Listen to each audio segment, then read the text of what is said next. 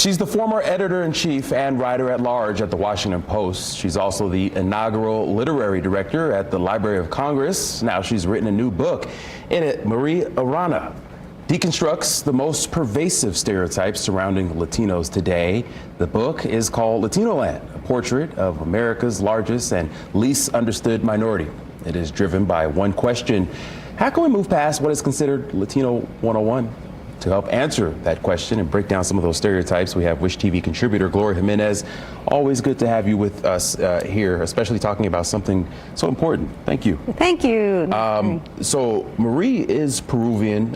You are also Peruvian. What did you think about what she had to say?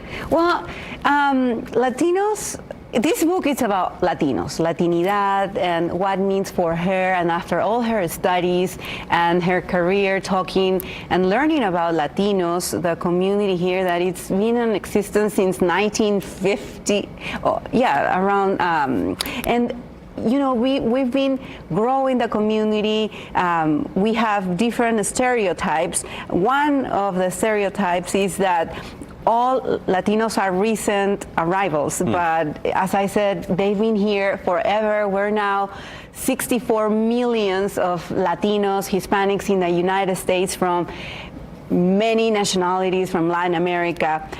Stereotype number 2 is that all Latinos are brown, and they're not. In a country obsessed with black and white race, binary, and she writes about talking that you have Asian Latinos, Afro Latinos, white Latinos, and you have all these mix of cultures and color skin types. So, yeah. That's an interesting point that you bring up, those stereotypes. A lot of people probably would be surprised to hear that some of those exist. Is there a part of American culture as to why those exist? What is it that makes people look at Latinos that way? Yeah, it's because when Latinos move, for example, to Florida, most people, they think they are Cubans or Dominicans or Puerto Ricans. That's the majority in that state. Let's say in California, you have a lot of Mexicans.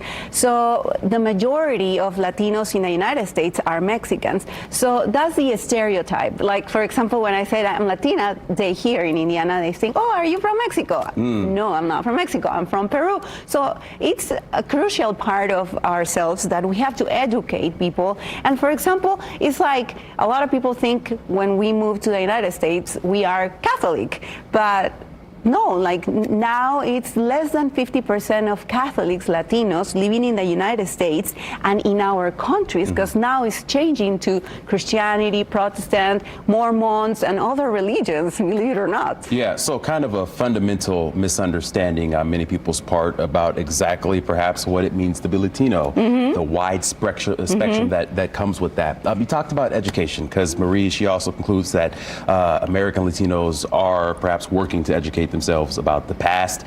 Do you agree with that? Yes, totally. When we move to this country, especially the first generation American Latinos, they are looking to have a career, a successful education. They're looking for probably to be the first college graduate in their family. And we have a lot of Latino CEOs, entrepreneurs, that they run large companies, and even in politics. And little by little, the community is growing. We are the largest minority in the United States with 64 million Hispanics, Latinos. That's a very powerful number, 64 million. Yes. Well, I wish we could talk more about this, but we have to leave it there. Yes, and I recommend everyone to read this book, Latinoland, from Marie Arana. Absolutely, absolutely. We will make sure that we have more information on that. Gloria Jimenez, thank you so much for joining us. Always good to have you with us.